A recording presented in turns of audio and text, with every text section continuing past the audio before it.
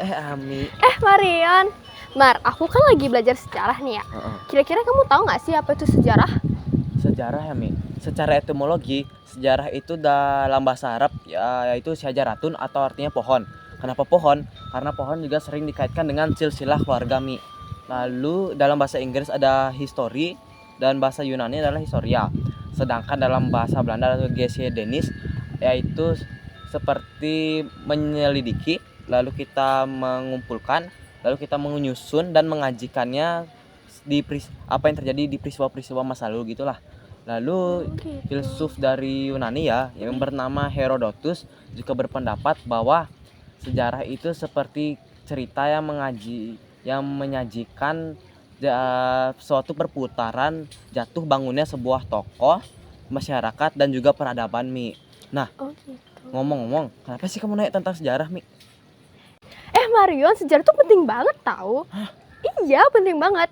Dan juga ya, kata salah satu sejarawan yang kalau nggak salah Sartono Kartidjo deh, dia tuh bilang kalau misalkan sejarah itu peristiwa yang penting banget dan bermakna bagi kehidupan manusia. Contohnya aja nih, peristiwa proklamasi kemerdekaan Indonesia 17 Agustus 1945. Itu kan penting banget tuh, peristiwa yang penting, bersejarah, terus berdampak banget bagi bangsa Indonesia ke masa-masa selanjutnya.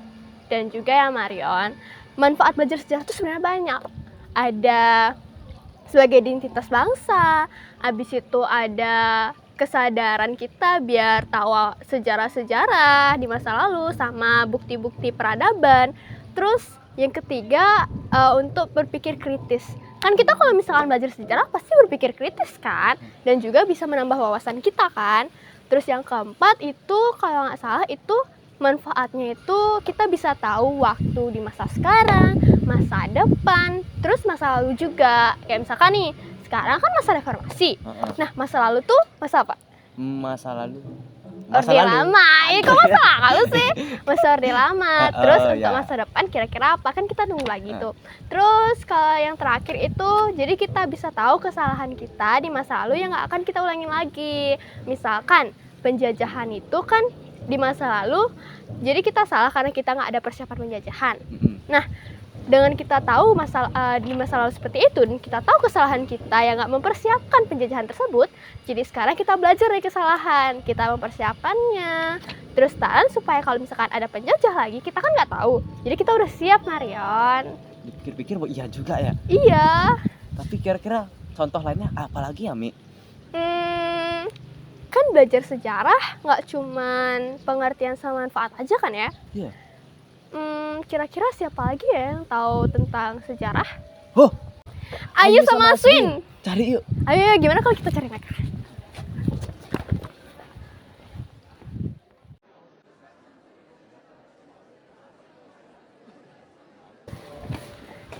Ayo, Aswin. Kalian tahu nggak sih apa unsur-unsur dari sejarah? Tahu dong, kan ada dua. Guna intrinsik sama guna ekstrinsik. Yang pertama guna ekstrinsik yaitu guna ekstrinsik berarti sejarah dalam kehidupan sehari-hari. Contohnya sebagai berikut. Yang pertama, guna ekstrinsik sebagai pendidikan moral. Yang kedua, sejarah sebagai pendidikan politik. Yang ketiga, sejarah sebagai pendidikan penalaran. Yang keempat, sejarah sebagai pendidikan kebijaksanaan. Yang kelima, sejarah sebagai pendidikan perubahan. Yang keenam, sejarah sebagai pendidikan masa depan. Yang ketujuh, sejarah sebagai pendidikan keindahan. Dan yang kedelapan, sejarah sebagai pendidikan ilmu bantu. Wah, ternyata banyak banget ya. Terus kalau misalkan unsur intrinsik itu kira-kira yang mana ya? Aku tahu. Yang mana, Mas? Guna intrinsik itu adalah sejarah berkaitan dengan kedudukannya sebagai ilmu dan sejarah sebagai profesi. Contohnya ada 1, sejarah sebagai ilmu. 2, sejarah sebagai cara mengetahui masa lampau. 3, sejarah sebagai pernyataan pendapat. Dan 4, sejarah sebagai profesi. Itu aja sih yang aku tahu. Oh gitu. Ternyata ada banyak juga ya. Ada unsur intrinsik sama ekstrinsik. Tapi kira-kira kalian tahu nggak sih ya contoh-contohnya? Tapi aku bingung deh. Kira-kira siapa lagi yang tahu tentang contoh-contohnya? Kayaknya Parwati tahu deh. Parwati? Kira-kira di mana ya anaknya? Apa nih ada manggil-manggil aku? Ya, Parwati. Halo Parwati. Halo. Aku mau nanya nih sama kamu. Kamu Ya. tahu nggak sih contoh-contoh dari sejarah tuh kayak gimana aja? Oke, peristiwa sejarah ada 3, lokal, nasional, dan global. Aku jelasin ya, sejarah dalam ruang lingkup lokal adalah kisah masa lampau dari kelompok masyarakat tertentu yang berada pada geografis terbatas. Contoh dari sejarah lokal yaitu peristiwa Tanjung Priok tahun 1984. Dan yang kedua ada sejarah ruang lingkup nasional. Sejarah ruang lingkup nasional adalah sejarah yang menjelaskan peristiwa yang terjadi di suatu negara yang mempunyai dampak besar. Contoh dari sejarah nasional yaitu peristiwa G30S PKI tahun 1965. Sejarah ruang yang ketiga ada sejarah ruang lingkup global. Sejarah ruang lingkup global adalah sejarah yang menggambarkan peristiwa di suatu daerah yang memberi dampak secara global atau internasional. Contoh dari sejarah global yaitu konflik antara Korea Selatan dan Korea Utara. Itu aja sih yang aku tahu. Kalau global kayaknya aku tahu lagi deh apa. Ya. Marion, kira-kira peristiwa bom Nagasaki dan Hiroshima di Jepang tuh termasuk ruang lingkup global nggak sih yang dibilang Parwati itu? Ya, iya, karena kalau misal tidak terjadi pemboman di Jepang itu, kita mungkin tidak bisa merdeka dengan sendiri ya, karena Jepang mungkin belum mundur dari Indonesia saat itu. Lalu karena terjadi pemboman, masyarakat di Jepang saat itu sangat menderita karena ekonomi mereka sangat turun drastis.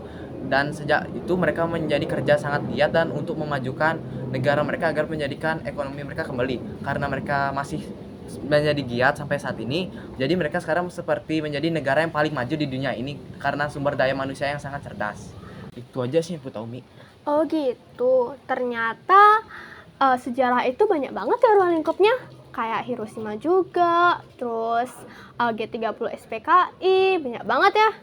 Nah, sekarang kalian udah tahu kan contoh sejarahnya? Siap, tahu. Lucu banget sih. Terus Nah, kalau sekarang udah tahu, gimana kalau kita pulang? ide bagus banget. Ayo kita pulang yuk. Ayo.